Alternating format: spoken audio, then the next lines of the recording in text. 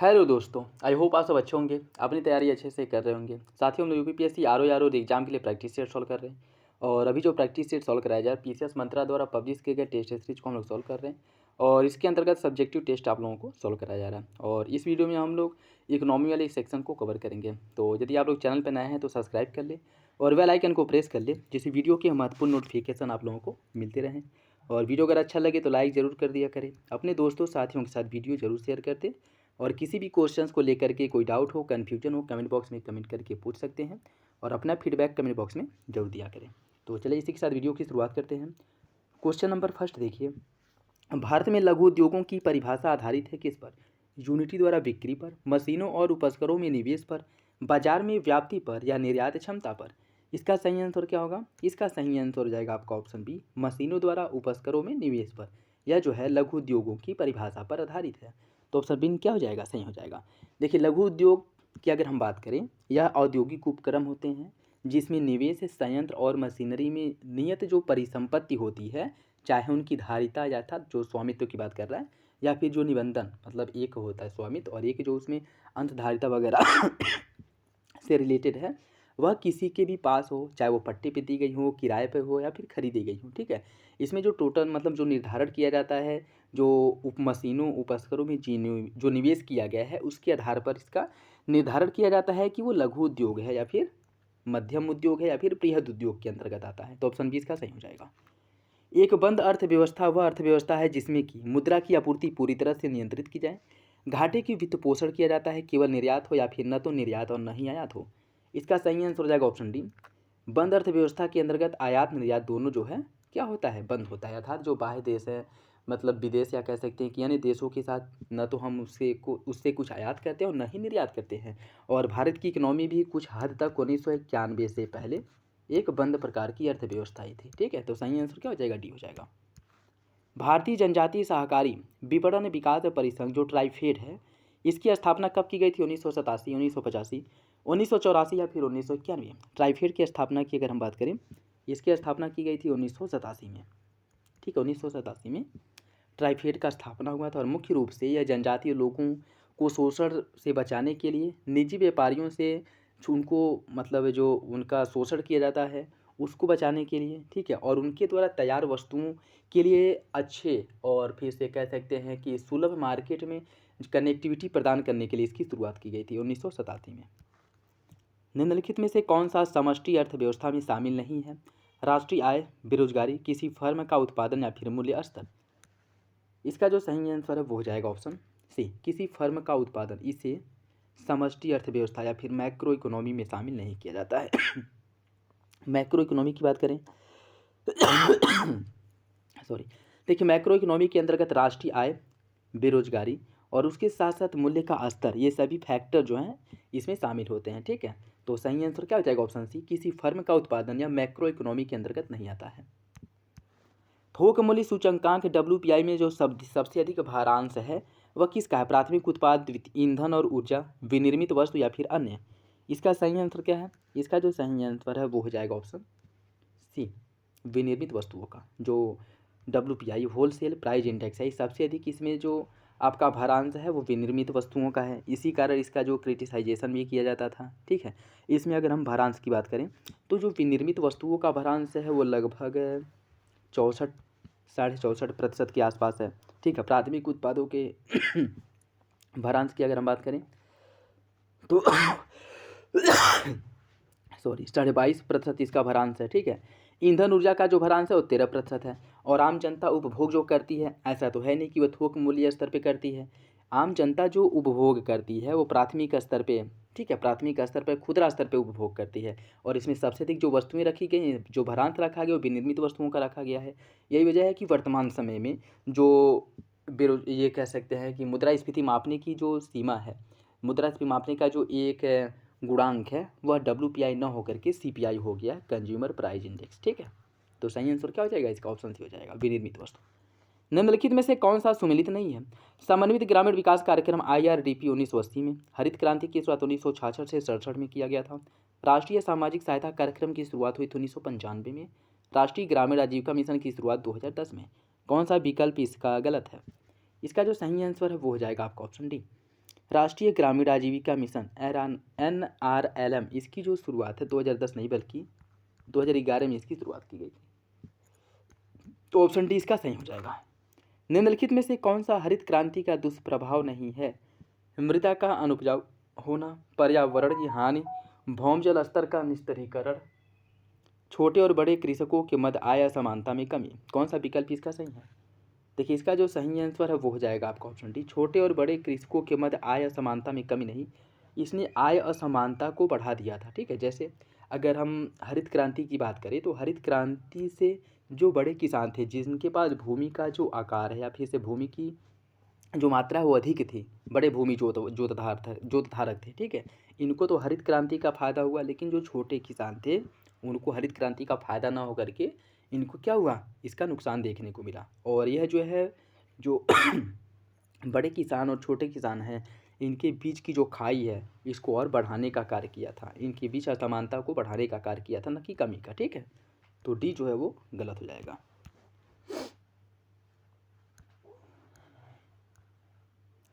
भारत सरकार द्वारा निर्धारित कौन सी अर्हता किसी कंपनी को स्टार्टअप कंपनी के रूप में वर्गीकृत किए जाने हेतु सही नहीं है?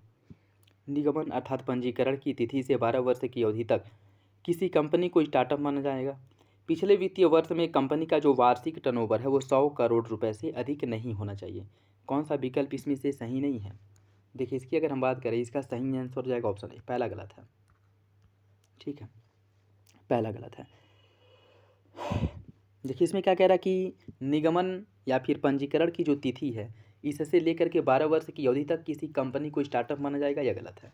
यह जो समय सीमा है यह 12 वर्ष नहीं बल्कि 10 वर्ष है। ठीक है, तो पहला गलत हो जाएगा। भारतीय आर्थिक नियोजन में कौन सी पंचवर्षीय योजना अपनी निर्धारित समयावधि पूर्ण नहीं कर सकी थी? चौथी, पाँचवीं, छठी या फिर सातवीं? इसका जो सही आंसर है वो हो जाएगा ऑप्शन बी, पाँचवीं। देखिए, भारतीय आर्थिक नियोजन में पाँचवीं पंचवर्षीय योजना अपनी निर्धारित समयावधि को पूरी इसके द्वारा नहीं किया गया था। ठीक है, और इसकी अगर हम बात करें, इसका जो समय था 1974 से लेकर के 1979 तक था। ठीक है, 1979 तक था, लेकिन वह समय से पहले 1 वर्ष पहले ही अर्थात 1978 में ही इसको समाप्त कर दिया गया था।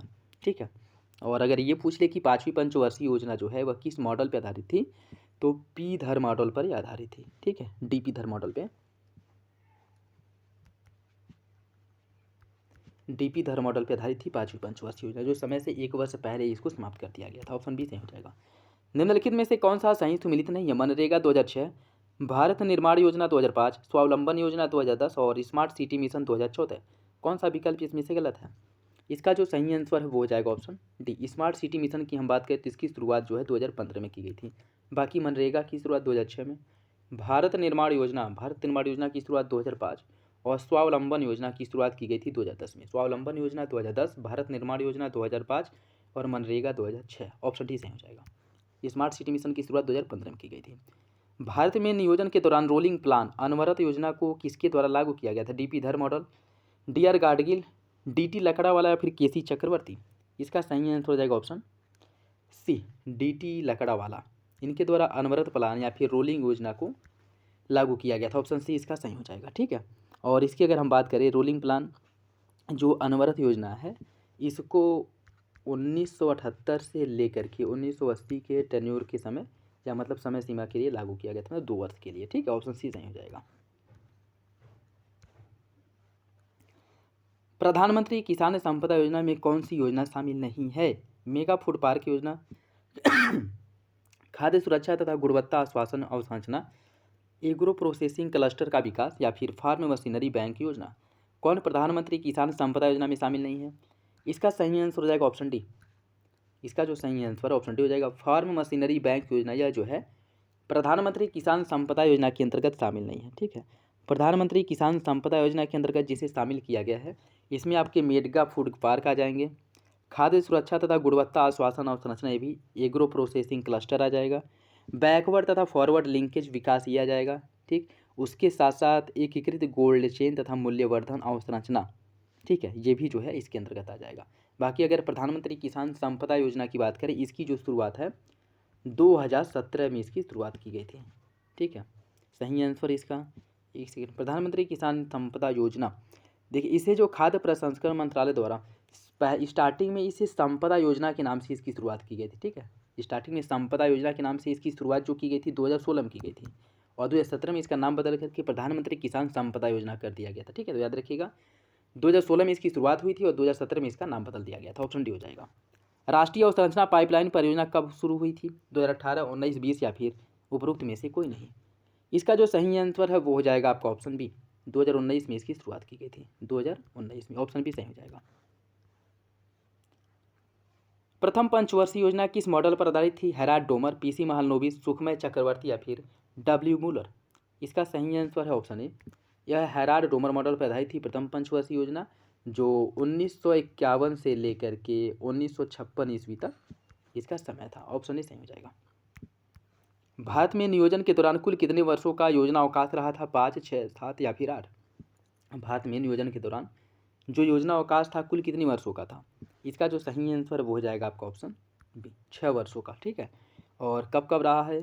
तो 1966 से लेकर के 1969 तक 3 वर्षों का योजना अवकाश था। ठीक, और 1979 से 1980 1 वर्ष, उसके बाद 1990 से 92 2 वर्ष का। ठीक है, तो टोटल 6 वर्षों का योजना अवकाश था। कब कब था ये भी याद रखिएगा। सॉरी। निम्नलिखित सेवाओं पर विचार कीजिए। बैंकिंग, कम्युनिकेशन, कोयला खनन। उपयुक्त में से कौन सी सेवा तृतीय के क्षेत्र के अंतर्गत आती है? कौन सी सेवा तृतीय क्षेत्र के अंतर्गत आती है आपको बताना है। ठीक है, देखिए इसकी अगर हम बात करें, इसके अंतर्गत आपके जो बैंकिंग और बैंकिंग हो गया और कम्युनिकेशन, ये दोनों जो है आती हैं आपकी तृतीय क्षेत्र के अंतर्गत। ठीक है, ये सभी तृतीय क्षेत्र के अंतर्गत आती हैं। तो सही आंसर जो है इसका ऑप्शन ए हो जाएगा, ऑप्शन ए। नेक्स्ट देखिए, स्टार्टअप सेवाएं समानता निम्न में से किस क्षेत्र से संबंधित हैं? प्राथमिक, द्वितीयक, तृतीयक या फिर इनमें से कोई नहीं। इसका जो सही आंसर है वो हो जाएगा आपका ऑप्शन सी, मुख्य रूप से तृतीय क्षेत्र से संबंधित है। ठीक है, और इसके अंतर्गत अगर हम बात करें तो स्टार्टअप सेवाओं को तृतीय क्षेत्र के अंतर्गत रखा जाता है, और वर्तमान में भारत, अमेरिका और चीन के बाद तीसरे सबसे बड़ा स्टार्टअप तंत्र के रूप में है। ठीक है, सबसे अधिक जो स्टार्टअप हैं वो आपके अमेरिका में देखने को मिलती हैं। ठीक है, पहले नंबर पर है स्टार्टअप के मामले में, और चीन जो है इस मामले में दूसरे नंबर पे है, और भारत का जो रैंक है इस मामले में तीसरे नंबर पे है। ठीक है, और यही रैंकिंग जो है यूनिकॉर्न के मामले में भी। ठीक है, यूनिकॉर्नों की संख्या के मामले में अमेरिका आपका पहले नंबर पे है, और चीन जो है दूसरे, और भारत तीसरे नंबर पे है यूनिकॉर्न की संख्या के मामले में। तो सही आंसर इसका सी हो जाएगा। ई कॉमर्स सेवा के अंग के रूप में निम्नलिखित में से कौन शामिल नहीं है? उत्पाद की खरीद, भंडारण, डिलीवरी या फिर उपरोक्त में से सभी। इसका जो सही आंसर वो हो जाएगा आपका ऑप्शन डी। ई कॉमर्स सेवा के अंतर्गत उत्पाद खरीद, भंडारण और डिलीवरी, इन तीनों को शामिल किया जाता है। तो ऑप्शन डी इसका सही हो जाएगा। निम्नलिखित में से कौन सा ई कॉमर्स का प्रकार है? Business to consumer, business to business, consumer to business या फिर इनमें से सभी। इसका सही आंसर हो जाएगा ऑप्शन डी। ये सभी जो है ई कॉमर्स के प्रकार है, चाहे वो बिजनेस टू कंज्यूमर हो, बिजनेस टू बिजनेस हो या फिर कंज्यूमर टू बिजनेस हो। ठीक है, ऑप्शन डी हो जाएगा। राष्ट्रीय निवेश एवं अवसंरचना कोष जो NIIF है, इसकी स्थापना कब की गई थी? 2015, 2016, 2017 या फिर 2019। इसका सही आंसर क्या होगा? देखिए इसका जो सही आंसर है वो हो जाएगा आपका ऑप्शन बी, 2015 में राष्ट्रीय निवेश अवसंरचना कोष की शुरुआत की गई थी। ठीक है, ऑप्शन ए हो जाएगा इसका, ऑप्शन ए 2015 में। नेक्स्ट देखिए, रतन पी वाटल समिति का संबंध निम्न में से किससे है? केंद्र राज्य संबंध, कर सुधार, डिजिटल भुगतान को बढ़ावा देना या फिर मौद्रिक ढांचे का मूल्यांकन। इसका सही आंसर क्या है? इसका सही आंसर हो जाएगा ऑप्शन सी, रतन वी वाटल समिति का जो संबंध है डिजिटल भुगतान को बढ़ावा देने से संबंधित है रतन वी वाटल समिति, और इसका जो गठन किया गया था 2016 में इस समिति का गठन किया गया था। ठीक है, ऑप्शन सी हो जाएगा। निम्न में से किस समिति की सिफारिश के आधार पर क्षेत्रीय ग्रामीण बैंक की स्थापना की गई थी? रघुराम राजन समिति, सुब्बा राव समिति, राजा चिलैया समिति या फिर नरसिम्हन कार्य समूह। कौन सा विकल्प इसका सही है? इसका सही आंसर हो जाएगा ऑप्शन डी, नरसिम्हन समिति की सिफारिश पर। नरसिम्हन समिति की सिफारिश पर जो आपका क्षेत्रीय ग्रामीण बैंक हैं RRBs, इनकी स्थापना की बात की गई थी, और 1975 में सबसे पहले क्षेत्रीय ग्रामीण बैंक की स्थापना किया गया था। 3 जगहों पे, ठीक है, सॉरी 3 जगह क्या, 3 राज्यों के 4 स्थानों पर इसका स्थापना किया गया था, ठीक है, जिसमें से 2 उत्तर प्रदेश के हैं और वो दोनों आपके कौन कौन से हैं, एक है मुरादाबाद, एक कौन सा है आप लोग कमेंट बॉक्स में बताएंगे, ठीक है। इसका सही आंसर हो जाएगा ऑप्शन डी। सेबी को निम्न में से किस श्रेणी में शामिल किया जाता है, बैंक, बैंकिंग वित्तीय कंपनी, गैर बैंकिंग वित्तीय कंपनी या फिर इनमें से कोई नहीं। सेबी किस कैटेगरी के अंतर्गत आता है, सेबी की अगर हम बात करें तो यह जो है गैर बैंकिंग वित्तीय कंपनी के अंतर्गत आता है, जिसका स्थापना किया गया था 1988 में, और यह भारत में प्रतिभूति एवं वित्त का जो नियामक है इसके बोर्ड के रूप में कार्य करता है और इसका मुख्यालय मुंबई में है, ठीक है, मुख्यालय है मुंबई में। ऑप्शन सी इसका सही हो जाएगा। ग्रीन एक्ट निम्न में से किस वर्ष जारी किया गया था, 1992, 1999, 2006 या फिर 2012। ग्रीन एक्ट को किस वर्ष जारी किया गया था, इसका जो सही आंसर है वो हो जाएगा आपका ऑप्शन डी। ग्रीन एक्ट को जारी किया गया था 2012 में, ठीक है, 2012 में ग्रीन एक्ट को जारी किया गया था। और ग्रीन एक्ट जो है यह बॉम्बे स्टॉक एक्सचेंज के द्वारा 2012 में इसको जारी किया गया था और यह जो है देश का पहला पर्यावरण अनुकूल शेयर सूचकांक था, ठीक है। तो याद रखिएगा ग्रीन एक्ट जो है यह भारत का पहला पर्यावरण अनुकूल शेयर सूचकांक है, जिसे जारी किया गया था BSE बॉम्बे स्टॉक एक्सचेंज द्वारा 2012 में। ऑप्शन डी हो जाएगा इसका। रक्षा सेवाओं पर व्यय निम्नलिखित में से किस व्यय के अंतर्गत शामिल किया जाता है, योजनागत, गैर योजनागत, उपयुक्त में से दोनों या फिर उपयुक्त में से कोई नहीं। इसका सही आंसर क्या होगा, देखिए रक्षा सेवाओं पर जो व्यय है इसकी अगर हम बात करें तो यह आपके गैर योजनागत व्यय के अंतर्गत आता है, ठीक है। रक्षा सेवाओं पर व्यय जो है यह एक अनिवार्य व्यय है, इसीलिए इसके लिए अलग से योजना बनाकर व्यय नहीं किया जाता है बल्कि इसे गैर योजना व्यय के अंतर्गत शामिल किया जाता है, ठीक है। और रक्षा जो खरीद है, ठीक है, रक्षा सेवाओं पर जो व्यय है ये भी पूछ लेता है कि यह जो है पूंजीगत व्यय है या फिर राजस्व व्यय है। तो याद रखिएगा रक्षा सेवाओं पर जो व्यय किया जाता है वह पूंजीगत व्यय के अंतर्गत भी आता है और जो राजस्व व्यय है वो उसके अंतर्गत भी आता है, ठीक है। ठीक, पूंजीगत व्यय के जैसे कोई रक्षा खरीद की जा रही नहीं, ठीक है, जैसे मान लीजिए राफेल या फिर S-400 मिसाइल सिस्टम जो है वो खरीदा गया, तो जब खरीदा गया तब यह पूंजीगत व्यय के अंतर्गत आएगी। क्यों, क्योंकि जो हम पैसे खर्च कर रहे हैं उसके बदले हमें कोई संपत्ति मिल रही है, ठीक है, चाहे वो राफेल हो या फिर S-400 सिस्टम हो, लेकिन उसे खरीदने के बाद उसके मेंटेनेंस के लिए हर साल पैसे की ज़रूरत पड़ती है। तो यह जो है जब खरीद रहे हैं तब तो यह पूंजीगत व्यय के अंतर्गत आएगी, लेकिन जब इसके मेंटेनेंस के लिए पैसे हम अलग से रख रहे हैं तब यह राजस्व व्यय के अंतर्गत आएगी। तो रक्षा सेवाओं की जो खरीद होती है वह हमेशा पूंजीगत और राजस्व दोनों के अंतर्गत आती हैं। और रक्षा सेवाओं पर जो व्यय किया जाता है, ठीक है, यह अगर योजनागत और गैर योजनागत की बारे में बात करें अगर, तो यह गैर योजनागत व्यय के अंतर्गत आती है, क्योंकि अनिवार्य रूप से, ठीक है, अनिवार्य रूप से इनके लिए मतलब इनके रख रखाव के लिए या फिर से इनके मतलब जो भी हो, इनको एक जगह से दूसरी जगह ट्रांसपोर्टेशन करना है, इनका रख रखाव करना है, मेंटेनेंस, तो उसके लिए जो है पैसे खर्च करने की ज़रूरत पड़ती है। योजनागत व्यय के अंतर्गत क्या आते हैं, इसके अंतर्गत वे सभी योजनाएं या फिर सेवी क्षेत्र आते हैं जिसके लिए अलग से योजना बना करके पैसे का आवंटन किया जाता है, ठीक है। तो याद रखिएगा योजनागत व्यय और गैर योजनागत व्यय में अंतर क्या है, और रक्षा सेवाएँ जो हैं वह किस में आती हैं, और रक्षा खरीद जो है उसके अंतर्गत पूंजीगत व्यय और राजस्व व्यय दोनों आता है, ठीक है। तो ऑप्शन बी इसका सही हो जाएगा। किसी कंपनी को मिनी रत्न श्रेणी में शामिल करने के लिए जो आधार है, जो क्राइटेरिया है वो क्या क्या है, कंपनी का आकार, वित्तीय स्थिति या फिर संचालन, कौन सा विकल्प इसका सही होगा। कूट के हिसाब से आपको सही आंसर का चयन करना है, इसका सही आंसर हो जाएगा ऑप्शन डी, ठीक है। कंपनी का आकार, वित्तीय स्थिति और इसका संचालन, ठीक है, इन आधारों पर जो है किसी भी कंपनी को मिनी रत्न, नवरत्न या फिर महारत्न कंपनी का दर्जा दिया जाता है, ठीक है। ऑप्शन डी हो जाएगा इसका। किसी कंपनी को महारत्न कंपनी का दर्जा प्राप्त करने के लिए निम्नलिखित में से कौन सी आवश्यक शर्तें नहीं हैं। पूर्व में मिनी रत्न का दर्जा उसे प्राप्त होना चाहिए, भारतीय शेयर बाजार में पंजीकृत हो, 15,000 करोड़ रुपए से अधिक का औसत वार्षिक नेटवर्थ हो, 5,000 करोड़ रुपए से अधिक का औसत वार्षिक शुद्ध लाभ हो। कौन सा एक क्राइटेरिया महारत्न कंपनी का दर्जा प्राप्त करने के लिए उसका आवश्यक शर्त के अंतर्गत शामिल नहीं है। इसका सही आंसर हो जाएगा ऑप्शन ए, पूर्व में उसे मिनी रत्न कंपनी का दर्जा प्राप्त हो।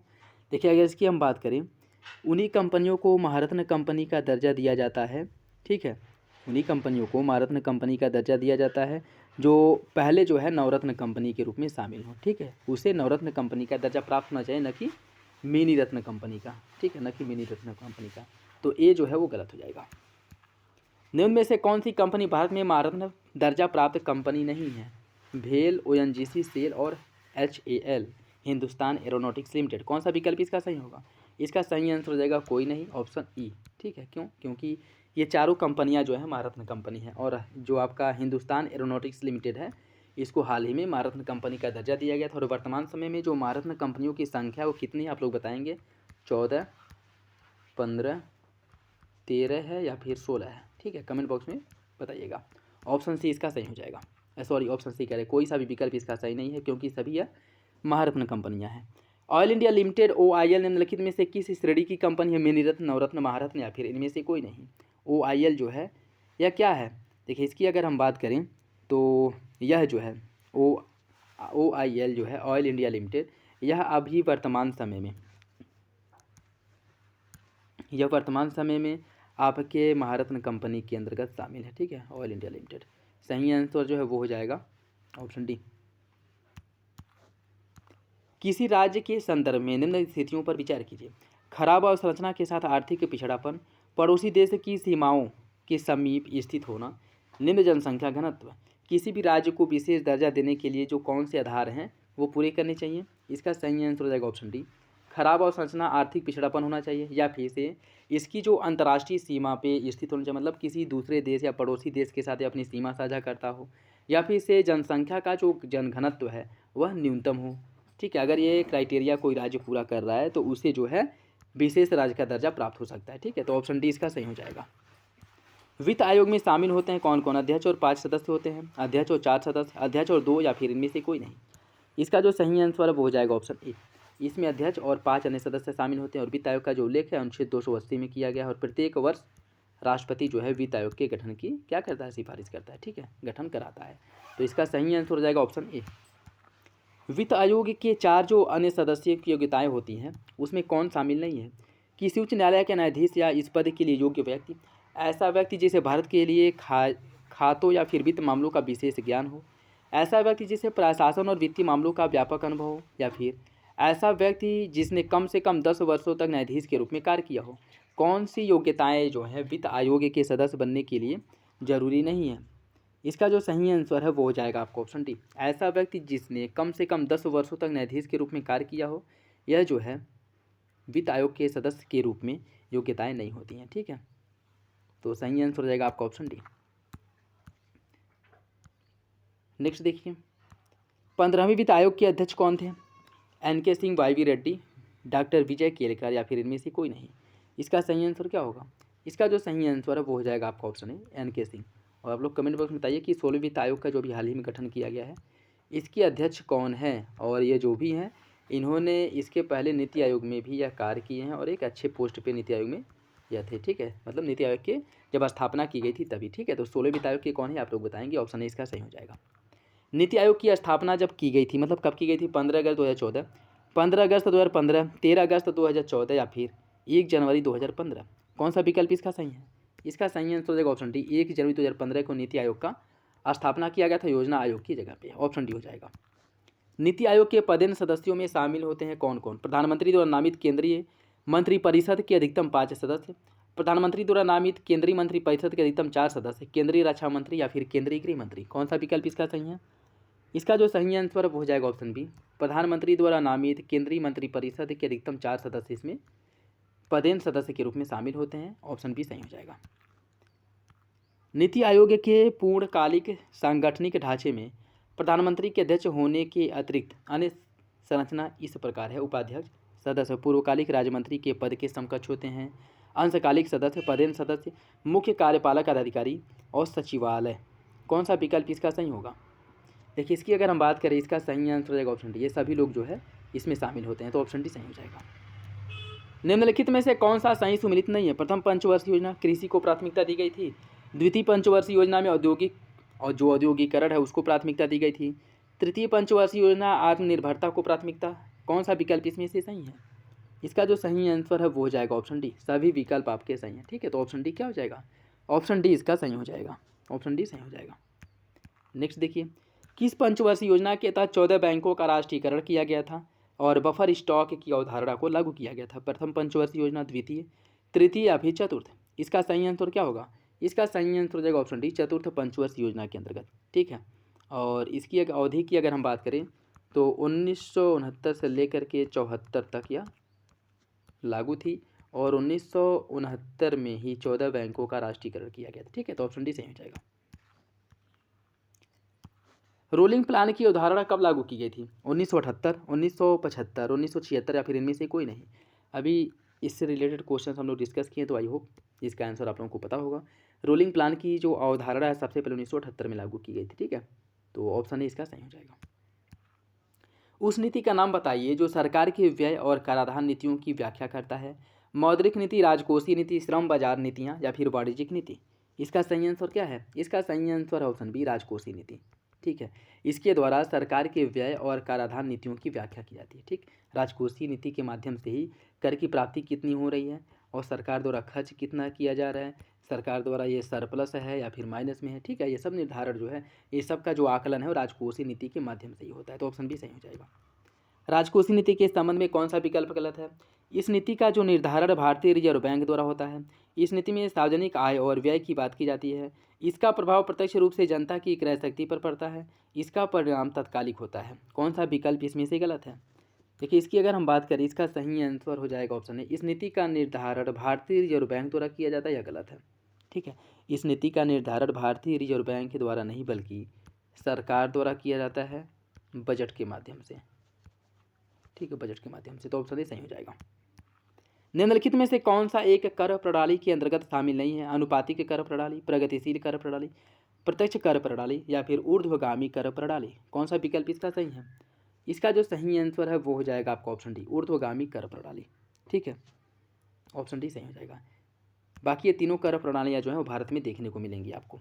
निम्नलिखित में से किस राजकोषीय नीति का उपयोग अर्थव्यवस्था को स्थिर रखने के लिए उपयोग में लाया जाता है? बेरोजगारी बीमा लाभ के लिए भुगतान करना, सेवानिवृत्त सैन्य कर्मियों के लिए पेंशन का भुगतान करना, राष्ट्रीय राजमार्गों के निर्माण पर खर्च करने के लिए अधिक पूंजी आवंटित करना या फिर अर्थव्यवस्था के भीतर धन की आपूर्ति में कमी।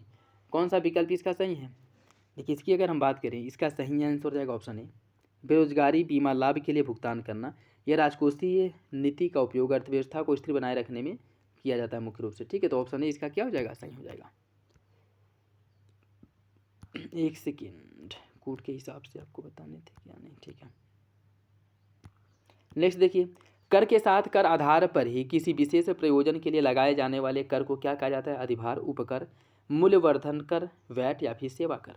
इसे क्या कहते हैं? इसे कहा जाता है उपकर। ठीक है, उपकर कहा जाता है। ऑप्शन भी हो जाएगा। देखिए, कर के साथ कर आधार पर ही किसी विशेष प्रयोजन के लिए जो लगाया जाता है कर, उसको उपकर कहा जाता है। ठीक है, जैसे अगर स्वच्छ भारत उपकर लग गया, ठीक है, और गंगा की सफाई के लिए उपकर, या फिर पर्यावरण के को मतलब साफ करने के लिए उपकर लग गया। ठीक है, तो यह उपकर लगाया जाता है 1% या फिर 1.5% हो गया, 2% ऐसे ही लगाया जाता है। और इस उपकर का जो उपयोग है, यह केंद्र सरकार बस उसी उद्देश्य से करती है जिस उद्देश्य से उपकर लगाती है, और इसे जो है राज्यों के साथ साझा नहीं किया जाता है। ठीक है, तो ऑप्शन बी हो जाएगा। सरकारी व्यय को नियंत्रित करने का मुख्य जो प्राधिकारी है वो कौन है? नीति आयोग, भारतीय रिजर्व बैंक, वित्त मंत्रालय या फिर वित्त आयोग।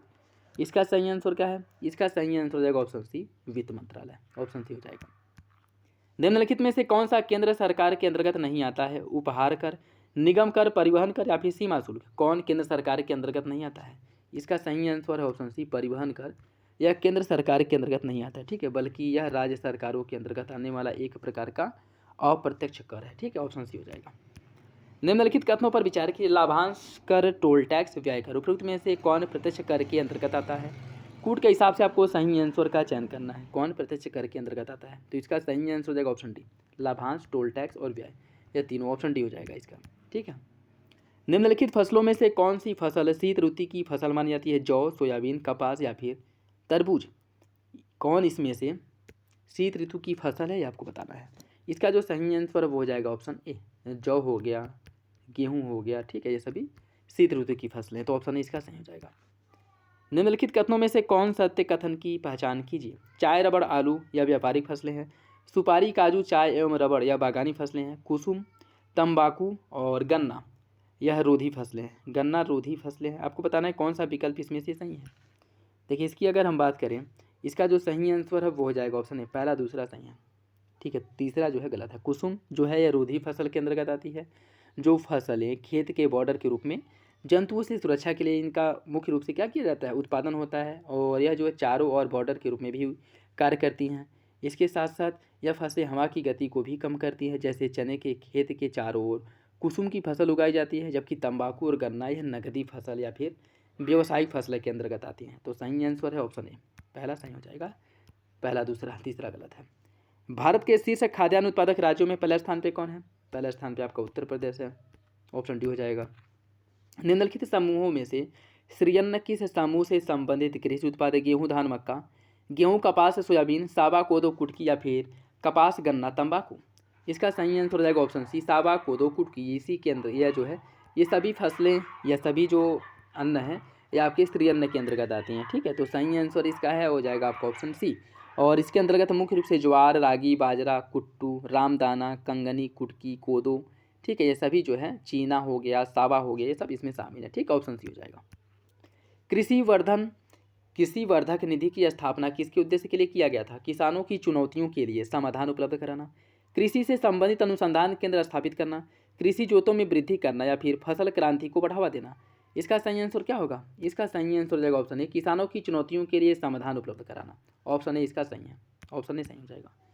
निम्नलिखित कथनों पर विचार कर सही कथन की पहचान कीजिए। कृषि लागत मूल्य आयोग या कीमत आयोग द्वारा सरकार को न्यूनतम समर्थन मूल्य पर सलाह प्रदान की जाती है। वर्तमान में 22 फसलों के लिए आयोग न्यूनतम समर्थन मूल्य की संस्तुति या फिर घोषणा करता है। कौन सा विकल्प इसका सही होगा? देखिए, इसकी अगर हम बात करें, इसका जो सही आंसर है वो हो जाएगा आपका ऑप्शन सी। ठीक है, ऑप्शन सी।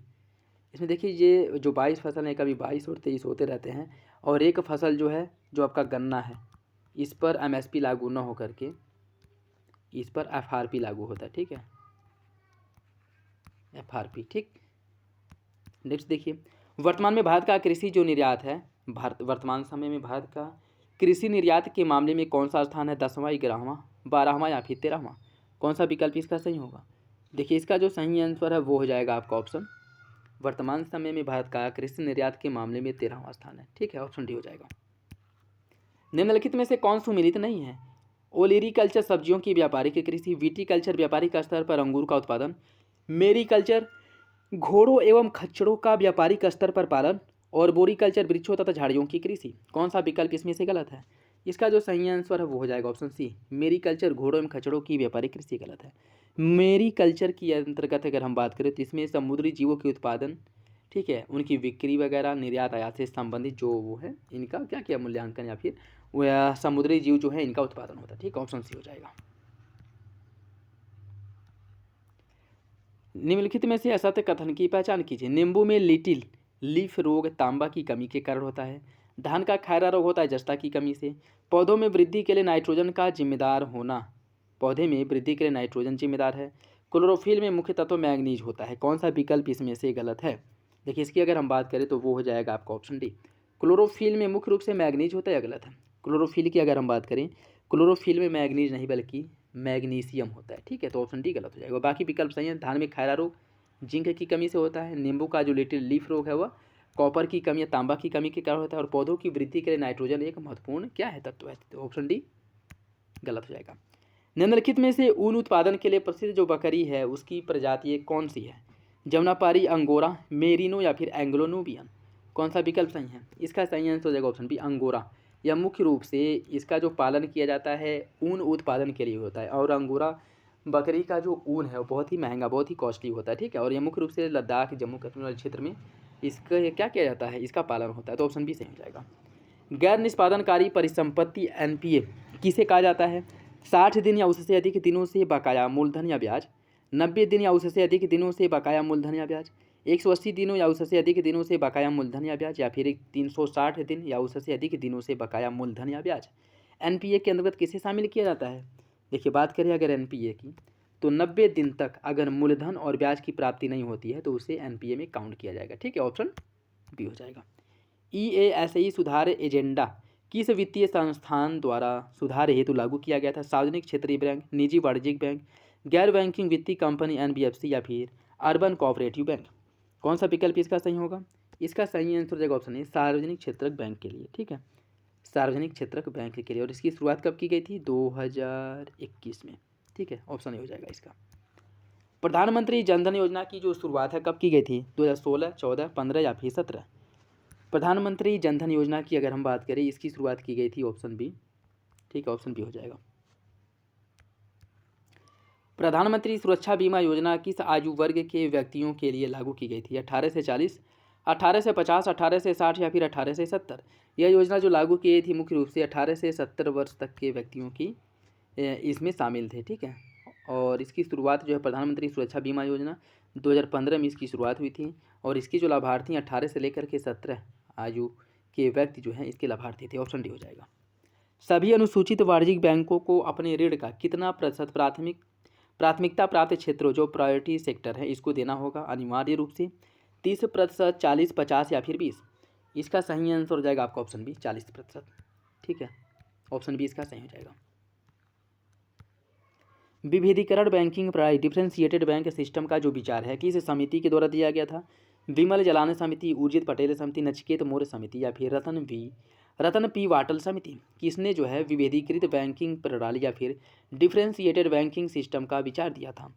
इसका जो सही आंसर हो जाएगा ऑप्शन सी नचिकेत मौर्य समिति द्वारा। ठीक है, नचिकेत मौर्य समिति ने विभेदीकरण बैंकिंग प्रणाली का सुझाव दिया था। ठीक, ऑप्शन सी हो जाएगा। निम्नलिखित में से कौन सा कथन सही नहीं है? नगद राशि अनुपात CRR में कमी मुद्रा आपूर्ति में वृद्धि लाती है, रेपो रेट में वृद्धि मुद्रा आपूर्ति में कमी लाती है, रिवर्स रेपो रेट में वृद्धि मुद्रा आपूर्ति में वृद्धि लाती है, बैंक दर में कमी मुद्रा आपूर्ति में वृद्धि लाती है? कौन सा विकल्प इसमें से सही नहीं है? देखिए, इसका जो सही आंसर है वो हो जाएगा option C, reverse repo rate में वृद्धि मुद्रा आपूर्ति में वृद्धि लाती है। यह गलत है। रिवर्स रेपो रेट होता क्या है? देखिए, अगर हम साधारण भाषा में समझे, रिवर्स रेपो रेट जो किसी भी बैंक का कुल जमा राशि का वह हिस्सा होता है जो बैंक अनिवार्य रूप से अपने पास रखती है। ठीक है, रेपो रेट क्या है? रेपो रेट जो बैंक RBI के पास रखती है, और रिवर्स रेपो रेट बैंक अपने पास रखती है, और इसका प्रयोग वह ऋण देने के उद्देश्य से नहीं कर सकती है। ठीक है, तो मतलब यह जो करेंसी या जो पैसे जो रखे जाते हैं रिवर्स रेपो रेट के रूप में, वह भारतीय इकोनॉमी या भारतीय अर्थव्यवस्था से बाहर हो जाते हैं, अर्थात इनका उपयोग जो है भारतीय इकोनॉमी में या अर्थव्यवस्था में नहीं किया जाता है। ठीक है, रिवर्स रेपो रेट की अगर हम बात करें तो यह जो है क्या कहते हैं कि मुद्रा की आपूर्ति में वृद्धि लाती है, यह सही नहीं है। ठीक है, इसकी अगर हम बात करें, यह क्या निर्धारण करता है कि पैसा सरकार की तरफ जाएगा या पैसा जो है नागरिकों के पास जाएगा, इसका निर्धारण करता है। जैसे अगर रिवर्स रेपो रेट में वृद्धि हो जाए, ठीक है, रिवर्स रेपो रेट में वृद्धि हो जाए, पहले क्या है कि पहले रिवर्स रेपो रेट 15% था। ठीक है, 15% था, और अभी रिवर्स रेपो रेट क्या है? 18% हो जाए। ठीक, तो 15% अगर रिवर्स रेपो रेट हो जाता है तो यह जो है क्या होगा, इनके पास पैसे अधिक बचेंगे, तो यह इस पैसे का उपयोग जो है जो 3% पैसे बच रहे हैं, यह क्या करेंगे? जनता को ऋण के रूप में देंगे। और यह 3% आप जो देख रहे हैं यह कई 100 करोड़ों में होते हैं। ठीक है, क्योंकि बैंकों की कुल पूंजी जमा राशि की होती है, तो यह 3% बस दिख रहा है। ठीक है, बहुत ज़्यादा पैसे होते हैं, तो यह जो है जनता के पास जाएंगे पैसे अगर इसमें कमी होती है। और अगर यह अधिक हो जाता है रिवर्स रेपो रेट, तो यह क्या करेंगे? तब यह इस पैसे का उपयोग यह सरकार से सरकारी प्रतिभूति खरीदने के उद्देश्य से करेंगे, और सरकारी प्रतिभूति खरीद करके अपने पास रखेंगे, तो यह पैसा ज़्यादा से ज़्यादा किसके पास जाएगा? सरकार की तरफ जाएगा। तो अगर रिवर्स रेपो रेट में कमी होती है तो पैसा जनता की तरफ फ्लक्चुएट होगा, और अधिक होती है तो सरकार की तरफ फ्लक्चुएट होगा। ठीक है, तो ऑप्शन सी इसका सही हो जाएगा, याद रखेगा। और रिवर्स रेपो रेट होता क्या, ये भी याद रखेगा। ठीक, क्षेत्रीय ग्रामीण बैंक में सबसे अधिक जो हिस्सेदारी है किसकी होती है? केंद्र सरकार, राज्य सरकार, प्रमोटर या फिर निजी क्षेत्र? इसका सही आंसर हो जाएगा ऑप्शन ए, केंद्र सरकार की। क्षेत्रीय ग्रामीण बैंक में सबसे अधिक जो हिस्सेदारी है वह केंद्र सरकार की होती है। और सबसे पहले क्षेत्रीय ग्रामीण बैंक की जो स्थापना की गई थी 1975 में किया गया था। अभी ऊपर हम लोगों ने इसके बारे में डिस्कशन किया है। और इसमें स्वामित्व की अगर हम बात करें तो इसमें केंद्र सरकार का जो स्वामित्व है क्षेत्रीय ग्रामीण बैंकों में लगभग 50% होता है। ठीक है, 50%। उसके बाद जो है इसके अंतर्गत राज्य सरकार आते हैं, राज्य सरकारों की हिस्सेदारी इसमें 15% होती है। ठीक है, और जिस बैंक द्वारा क्षेत्रीय ग्रामीण बैंक की स्थापना की जा रही है उसकी जो हिस्सेदारी है वह लगभग 35% या कह सकते हैं कि 35% होती है। तो ठीक है, तो सबसे अधिक केंद्र की, उसके बाद उस बैंक की जिसके द्वारा इसकी स्थापना की जा रही है, और सबसे कम होती है उस राज्य की जहाँ पे इसकी स्थापना की जा रही है। ठीक है, तो ऑप्शन इसका सही हो जाएगा। भारतीय लघु उद्योग विकास बैंक सिडबी का मुख्यालय कहाँ पे है? इसका जो मुख्यालय है लखनऊ में है। ठीक है, याद रखिएगा, सिडबी के जो मुख्यालय है लखनऊ में है। मौद्रिक नीति समिति का अध्यक्ष कौन होता है? वित्त मंत्री, प्रधानमंत्री, भारतीय रिजर्व बैंक का गवर्नर या फिर वित्त सचिव? इसका जो सही आंसर है वो हो जाएगा ऑप्शन सी। मौद्रिक नीति समिति का जो अध्यक्ष है वो भारतीय रिजर्व बैंक का गवर्नर होता है। इसमें सदस्यों की संख्या 6 होती है, जिनमें से 3 जो है या आरबीआई से होते हैं और 3 जो है सरकार की तरफ से। ठीक, ऑप्शन सी हो जाएगा। वित्तीय समावेशन सूचकांक FII किसके द्वारा जारी किया जाता है? वित्त मंत्रालय, राष्ट्रीय सांख्यिकी कार्यालय, नीति आयोग या फिर भारतीय रिजर्व बैंक? कौन सा विकल्प इसका सही है? इसका सही आंसर हो जाएगा ऑप्शन डी, भारतीय रिजर्व बैंक द्वारा इसे जारी किया जाता है। निम्नलिखित में से कौन एक फिएट मनी का उदाहरण है? करेंसी नोट, ड्राफ्ट, चेक या फिर बिल? कौन सा विकल्प सही है? देखिए इसका जो सही आंसर है वो हो जाएगा आपका ऑप्शन है करेंसी नोट या फिएट मनी के अंतर्गत आते हैं। ठीक है, फिएट मनी। और फिएट मनी होता क्या है? देखिए फिएट मनी की अगर हम बात करें, फिएट मनी ऐसी करेंसी होती है या फिर ऐसा मूल्य होता है जिसका अपना कोई यांत्रिक मूल्य नहीं होता है, बस उसे एक गारंटी दिया गया है जिस कारण उसका मूल्य होता है। जैसे जो आपके 500 के नोट होते हैं, इसको अगर कागज़ के रूप में आप बेचेंगे तो क्या आपको इसका 500 रुपया मिलेगा? कभी नहीं मिलेगा। इसका 500 रुपया क्यों मिलता है? क्योंकि इसके नीचे लिखा होता है कि मैं धारक को 500 रुपये अदा करने का वचन देता हूँ। सरकार हमें गारंटी दे रही है कि ये जो कागज़ का टुकड़ा है इसका मूल्य 500 रुपया है या 500 रुपये के बराबर है। ठीक है, कहीं भी लेकर के जाएंगे इसके बदले में आपको 500 रुपये की जो वस्तुएं हैं, सामान है, वो आपको मिल जाएगा और इससे कोई सवाल जवाब नहीं होगा। ठीक है, चाहे वो आप सरकारी तंत्र में जाइए या फिर से कहीं प्राइवेट में जाइए। ठीक है, किसी दुकान पे जाइए। और इसके साथ साथ अगर आपको लगता है कि यह करेंसी जो है, यह करेंसी 500 रुपये के बराबर नहीं है, तो आप बैंक में जाइए, इसके बदले में आपको 500 रुपये के अलग नोट मिलेंगे। तो मतलब ये है कि फिएट मनी के अंतर्गत वे करेंसियाँ आती हैं। ये भारत ही नहीं, हर जगह की बात है। ठीक है, पूरे ऑल ओवर वर्ल्ड में ये लागू होता है।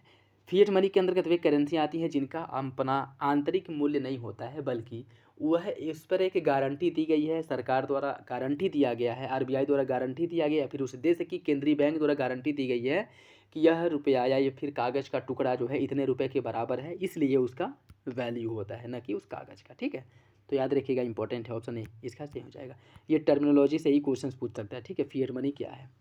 निम्न में से कौन सी रिपोर्ट विश्व बैंक द्वारा जारी नहीं की जाती है? वर्ल्ड इकोनॉमिक आउटलुक रिपोर्ट, विश्व विकास report, ease of doing business report या फिर अर्धवार्षिक वैश्विक आर्थिक संभावना रिपोर्ट? कौन सा विकल्प इसका सही नहीं है? जो आपका विश्व बैंक है इसके द्वारा कौन सी रिपोर्ट जारी नहीं की जाती है? वो हो जाएगा option A, world economic outlook report. ठीक है, वर्ल्ड इकोनॉमिक आउटलुक रिपोर्ट की अगर हम बात करें तो इसे जारी करता है IMF, इंटरनेशनल मॉनेटरी फंड द्वारा यह जारी होता है। बाकी विश्व विकास रिपोर्ट हो गया, ease of doing business report हो गया और अर्धवार्षिक वैश्विक आर्थिक संभावना रिपोर्ट, इसे वर्ल्ड बैंक द्वारा जारी किया जाता है। ठीक है, ऑप्शन ए इसका सही हो जाएगा। भुगतान संतुलन के चालू खाते में निर्यात की कौन सी मदें शामिल की जाती हैं? बीमा के प्रीमियम का भुगतान, प्रवासियों द्वारा प्रेषित राशि, व्यापारिक ऋणों का भुगतान या फिर उपरोक्त में से सभी? कौन सा विकल्प इसका सही है? इसका जो सही आंसर है वो हो जाएगा ऑप्शन डी, उपरोक्त में से सभी। ऑप्शन डी हो जाएगा। भारत में रुपये को चालू खाते में विदेशी मुद्रा से पूर्णतः परिवर्तनीय कब बनाया गया था? 1992, 1994, 1998 या फिर 2000 ईस्वी? कौन सा विकल्प इसका सही है? इसका सही आंसर हो जाएगा ऑप्शन बी, 1994 में। ठीक है, 1994 बनाया गया था, ऑप्शन बी इसका सही हो जाएगा, याद रखिएगा, ऑप्शन बी इसका सही हो जाएगा। नेक्स्ट देखिए, भारत का पहला निर्यात प्रसंस्करण क्षेत्र, एक्सपोर्ट प्रोसेसिंग जोन कहाँ स्थापित किया गया था? कांडला, विशाखापत्तनम, पारादीप या फिर हुगली? इसका सही आंसर है ऑप्शन ए, कांडला में। ठीक, और कब किया गया था? 1965 में। ठीक, ऑप्शन ए इसका सही हो जाएगा। विशेष आहरण अधिकार SDR, इसका संबंध किससे है? विश्व बैंक, संयुक्त राष्ट्र संघ, अंतर्राष्ट्रीय मुद्रा कोष या फिर विश्व व्यापार संगठन? इसका संबंध है अंतर्राष्ट्रीय मुद्रा कोष से। ठीक है, IMF, इसे IMF की मुद्रा भी कहा जाता है, इसे पेपर गोल्ड भी कहा जाता है। ठीक है, तो सही आंसर है वो हो जाएगा आपका ऑप्शन बी। और इसे 1970 से इंटरनेशनल मुद्रा के रूप में स्वीकार किया गया था। ठीक है, तो ऑप्शन सी इसका सही हो जाएगा, याद रखिएगा। मुद्रा का अवमूल्यन, डिवैल्यूएशन क्या होता है? विदेशी मुद्रा के सापेक्ष घरेलू मुद्रा का मूल्य गिरा देना, विदेशी मुद्रा के सापेक्ष घरेलू मुद्रा का मूल्य बढ़ा देना, मुद्रा का अधिक मात्रा में छापना या फिर IMF के पास अधिक रिजर्व ट्रेंच रखना? कौन सा विकल्प इसका सही है? इसका जो सही आंसर साथियों वो हो जाएगा आपका ऑप्शन है, विदेशी मुद्रा के सापेक्ष घरेलू मुद्रा के मूल्य को गिरा देना, मुद्रा का अवमूल्यन या फिर डिवैल्यूएशन कहलाता है। ठीक है, तो सही आंसर ये हो जाएगा। ठीक है,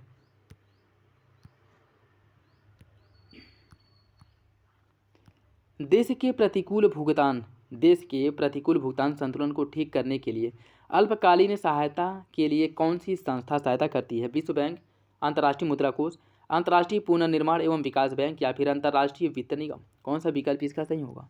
इसका जो सही आंसर है वो हो जाएगा ऑप्शन बी, अंतर्राष्ट्रीय मुद्रा कोष।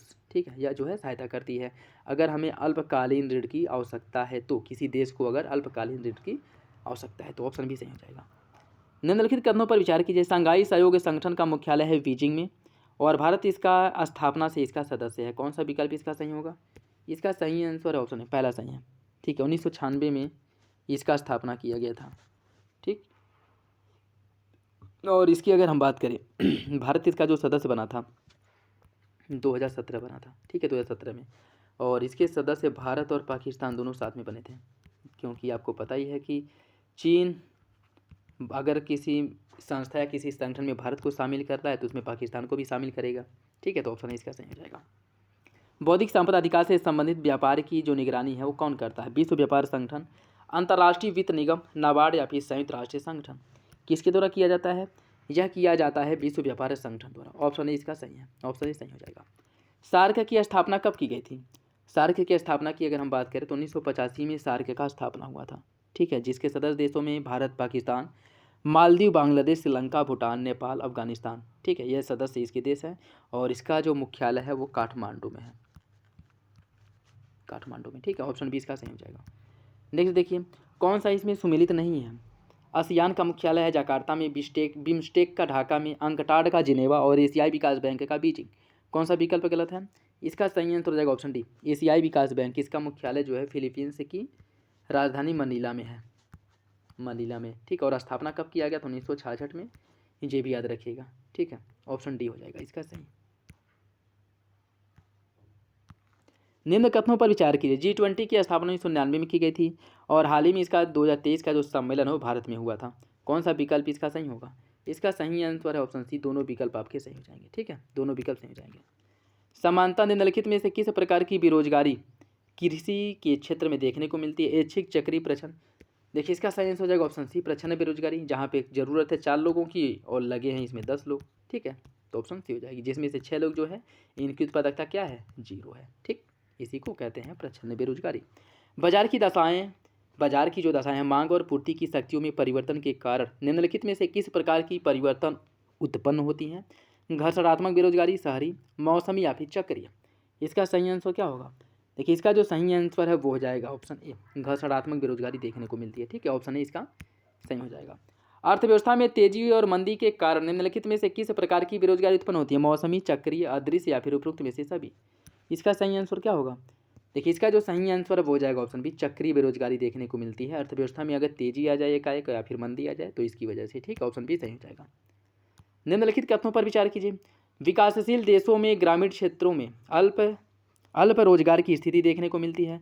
विकसित देशों में बेरोजगारी का मूल कारण मांग या व्यय का अभाव होता है। कौन सा विकल्प इसका सही है? देखिए, इसका जो सही आंसर है वो हो जाएगा आपका ऑप्शन ए, दोनों कथन सही है। ठीक है, ऑप्शन ए सही हो जाएगा।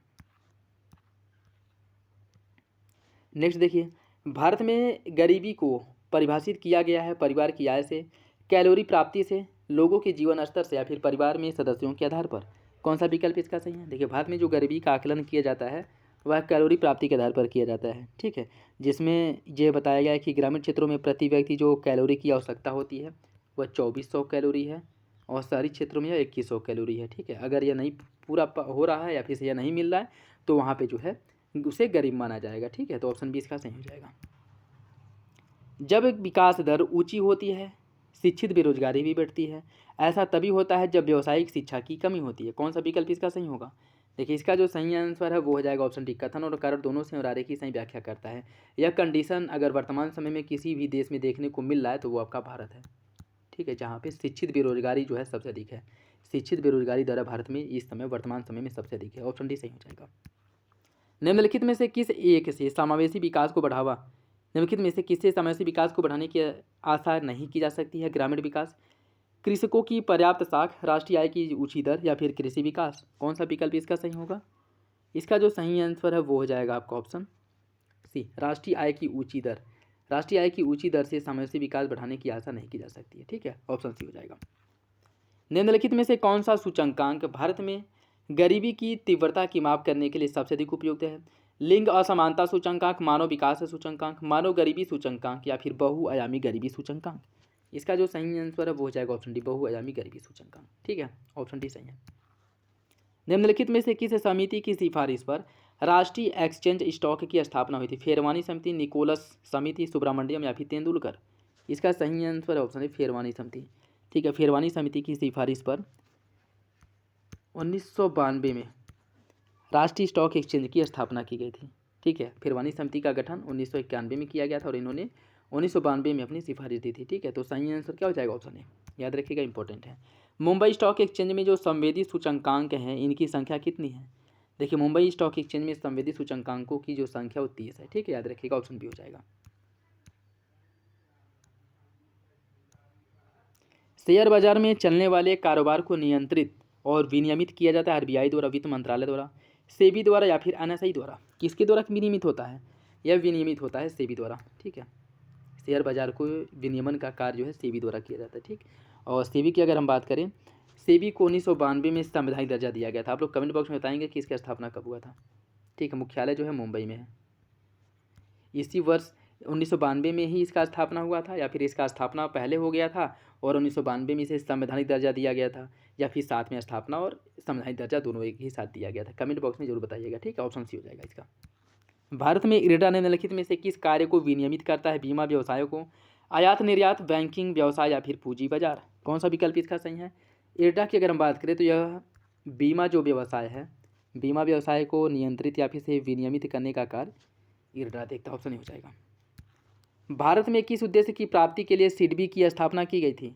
सिडबी की स्थापना जो हुई थी किसके लिए की गई थी? देखिए, लघु उद्योगों को वित्तीय सहायता उपलब्ध कराने के लिए सिडबी की स्थापना किया गया था। ठीक है, सूक्ष्म लघु एवं मध्यम उपक्रमों की सहायता के लिए निम्नलिखित में से कौन सी हेल्पलाइन स्थापित की गई थी? उद्यमी हेल्पलाइन, सहायता हेल्पलाइन, प्रोत्साहन हेल्पलाइन या फिर उपरोक्त में से सभी। इसका सही आंसर क्या है? देखिए, सूक्ष्म एवं लघु मध्यम उद्यम जो है इनको सहायता के लिए उद्यमी हेल्पलाइन की शुरुआत की गई थी। ऑप्शन है इसका सही हो जाएगा। भारतीय यूनिट ट्रस्ट का उद्देश्य क्या है? लोगों के बचत को एकत्र करना, अपनी आय का लाभ लघु विनियोजकों को प्रदान करना, धन को संवर्धित करके औद्योगिक विकास को संवर्धित करना या फिर उपरोक्त में से सभी। इसका सही आंसर क्या होगा? इसका जो सही आंसर है वो हो जाएगा ऑप्शन डी, उपरोक्त में से सभी। ठीक है, ऑप्शन डी हो जाएगा। निम्नलिखित में से किस उपभोक्ता मूल्य सूचकांक को राष्ट्रीय सांख्यिकी कार्यालय एनएसओ द्वारा जारी किया जाता है? CPI IW, CPI AL, CPI RL या फिर सीपीआई रूरल अर्बन। कौन सा विकल्प इसका सही है? इसका सही आंसर हो जाएगा option D, CPI urban rural. ठीक है, तो सही आंसर क्या हो जाएगा? सही आंसर जो है वो हो जाएगा आपका option D, CPI urban rural. किसी अर्थव्यवस्था में मुद्रास्फीति के साथ बेरोजगारी दर में वृद्धि को क्या कहा जाता है? स्टैगफ्लेशन, डिसइन्फ्लेशन, डिफ्लेक्शन या फिर डिसइन्फ्लेशन। कौन सा विकल्प इसका सही होगा? देखिए, इसकी अगर हम बात करें, इसका सही आंसर हो जाएगा ऑप्शन ए, इसको कहा जाता है स्टैगफ्लेशन। ठीक है, जिसमें बेरोजगारी दर भी अधिक है और मुद्रास्फीति भी तेजी से बढ़ रही है। ठीक है, ऑप्शन ए इसका सही हो जाएगा। निम्नलिखित में से कौन सा लागत जन्य मुद्रास्फीति का कारक है? मुद्रा पूर्ति में वृद्धि, कर में कमी, सार्वजनिक खर्च में वृद्धि या फिर मजदूरी दर में बढ़ोतरी। कौन सा विकल्प इसका सही है? देखिए, इसकी अगर हम बात करें, इसका जो सही आंसर है वो हो जाएगा ऑप्शन डी, मजदूरी दर में बढ़ोतरी। ऑप्शन डी सही हो जाएगा। ठीक है, निम्नलिखित में से किस वर्ग पर मुद्रास्फीति का सकारात्मक प्रभाव पड़ता है? ऋणदाता, उपभोक्ता, स्थिर आय समूह या फिर उत्पादक। इसका सही आंसर है ऑप्शन डी।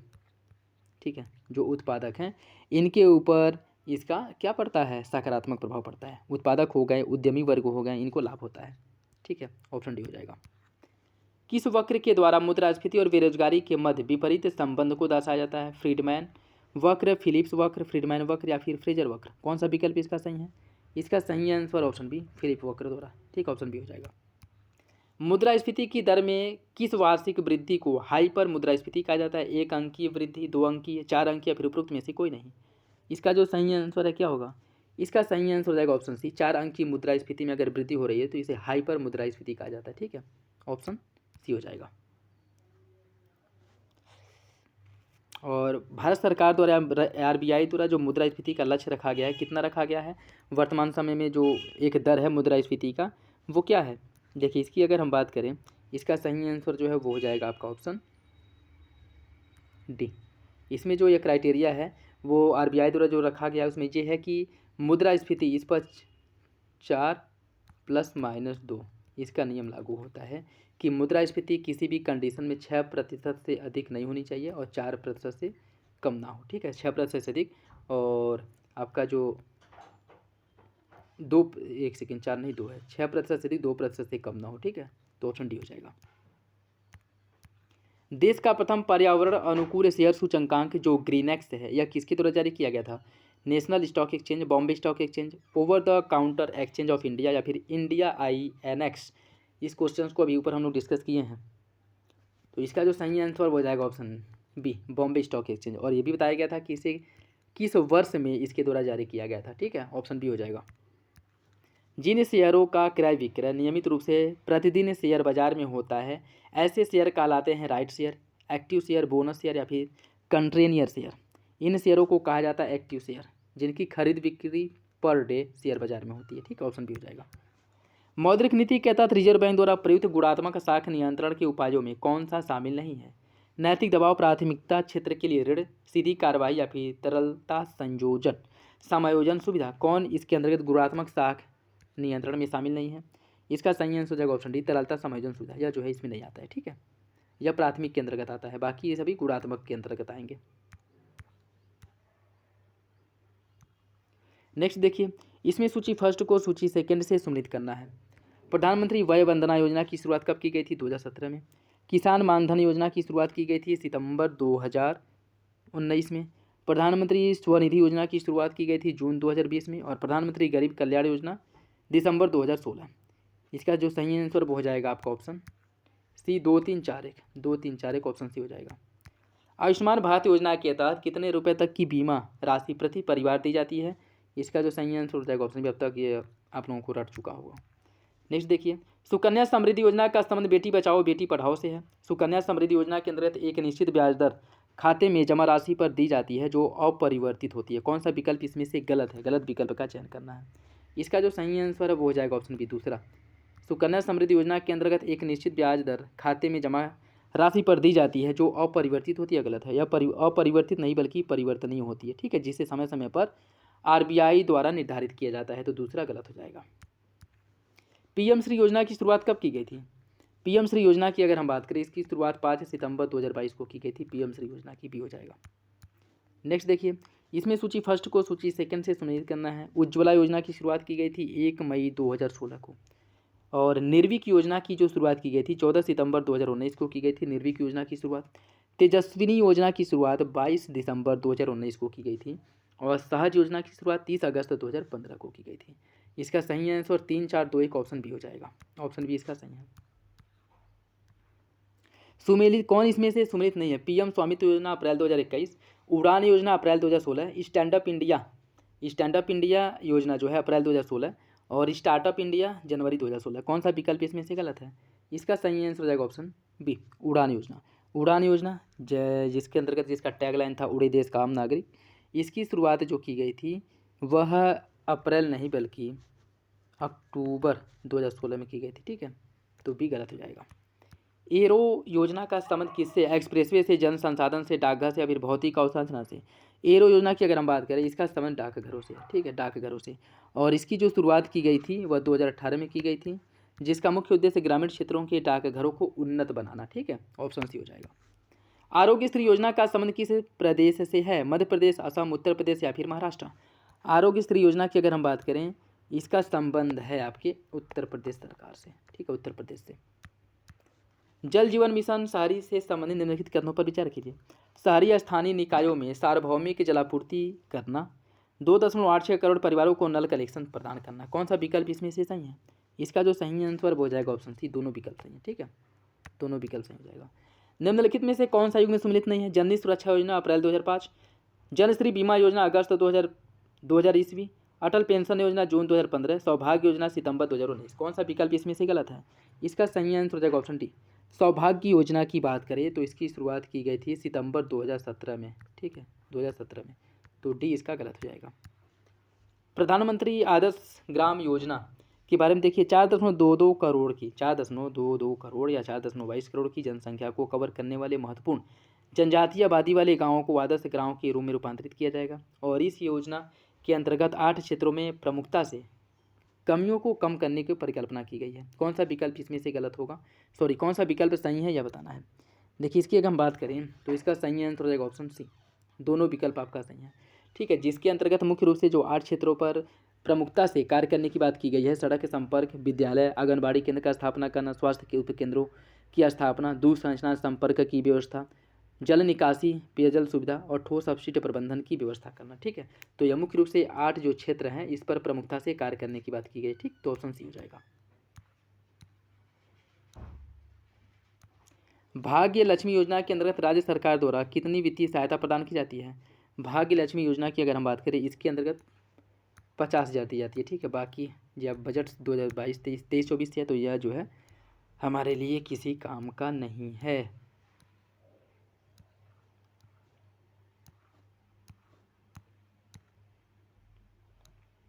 ठीक है दोस्तों, वीडियो अगर अच्छा लगे तो लाइक ज़रूर कर दिया करें और अपने दोस्तों साथियों के साथ वीडियो जरूर शेयर कर दें। और किसी भी क्वेश्चंस को लेकर के कोई डाउट हो, कन्फ्यूजन हो तो कमेंट बॉक्स में कमेंट करके पूछ सकते हैं। ठीक है, नेक्स्ट देखिए, निम्नलिखित कथनों पर विचार कीजिए। भारत दूध उत्पादन में पहले स्थान पर है, भारत अंडा उत्पादन में विश्व में तीसरे नंबर पर है, भारत मांस उत्पादन में विश्व में 8वें नंबर पर है। कौन सा विकल्प इसमें से सही है।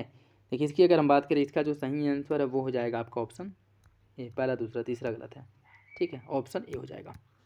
देखो अपना देश पर्यटन योजना में भारत में कुल कितने स्थानों का चयन किया गया है। देखो अपना देश पर्यटन के अंतर्गत कुल कितने स्थानों का चयन हुआ है। इसके अंतर्गत कुल 50 स्थानों का चयन किया गया। ठीक है, ऑप्शन 20 का सही हो जाएगा।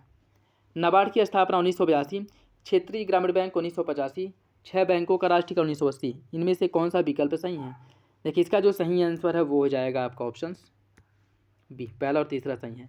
क्षेत्रीय ग्रामीण बैंक जैसा ऊपर हम लोग डिस्कस किए हैं इसके बारे में 1985 नहीं बल्कि 1975 में क्षेत्रीय ग्रामीण बैंकों का स्थापना किया गया था। ठीक है, तो ऑप्शन 20 का सही हो जाएगा। बहुआयामी निर्धनता सूचकांक जो है इसमें कितने संकेतकों को शामिल किया गया है, 3, 5, 7 या फिर 10। इसका सही आंसर हो जाएगा ऑप्शन डी, इसमें टोटल जो है 10 संकेतक हैं। ठीक है, ऑप्शन डी हो जाएगा।